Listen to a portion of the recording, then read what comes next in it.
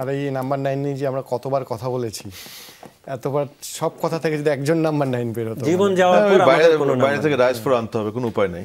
We have to go out. বাইরে আপনি যখন ট্রায়ালও করলেন, আপনি আসলে জেনুইন এই নাম্বার 9 নিয়ে আপনার মধ্যে সেখানেও ঘাটতি ছিল। হ্যাঁ, সেখানে ঘাটতি ছিল, বাট আমরা এখন মানে ওই ট্রায়ালের আগে থেকে আমরা কিন্তু অনেক প্লেয়ারদের সাথে যোগাযোগ করছি যারা পটেনশিয়াল ভালো।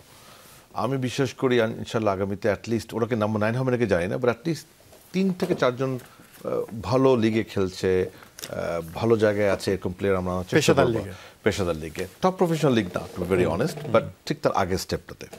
সো লেটস সি, মানে এটা তো আসলে এগেইন আমরা তো আর বুঝবো না, ওনারা এখানে আসলে খেললে তারপর বুঝবো যে কোথায় ফিট করা যায় না যায়।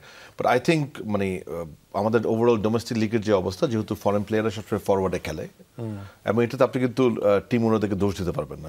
বিনিয়োগ করেছে, উনি জিতার জন্য করবে, so fine, I understand that. So সেখানে আমার কথা হচ্ছে, তাহলে আমার লোকাল স্ট্রাইকারদের ফাইট করতে হবে জায়গাটা নেওয়ার জন্য একদিকে।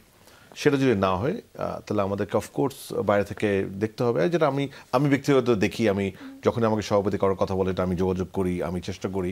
প্লাস আমি নিজের থেকেও যেহেতু একবার ট্রায়াল করেছি, আগামীতে আমরা আরও ট্রায়াল করবো ইনশাল্লাহ। যেহেতু একটা ট্রায়াল থেকে আমরা জায়ানের মতো একটা প্লেয়ার পেয়েছি আলহামদুলিল্লাহ, সো আমি মনে করি আমাদের ছোট্ট আয়োজনটা সফল ছিল আলহামদুলিল্লাহ।